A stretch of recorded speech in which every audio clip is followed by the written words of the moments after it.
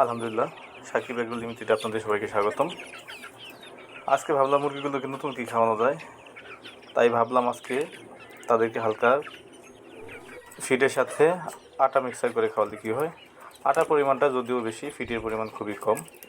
তো দেওয়ার সাথে সাথে আপনারা দেখতে পাচ্ছেন মুরগিগুলো পুরা পাগলের মতো হয়ে গেছে, মানে কীভাবে খাচ্ছে আপনারা দেখতে পাচ্ছেন।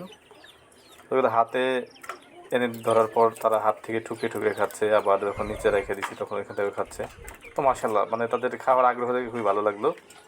তো সবসময় ট্রাই করি মুরগিগুলোকে একটু নতুন ভিন্নভাবে একটু খাবারটা সার্ভ করার জন্য। তো যে টাইগার মুরগিগুলো দেখতেছেন, ওরাও খুব খাবার জন্য খুবই আগ্রহী।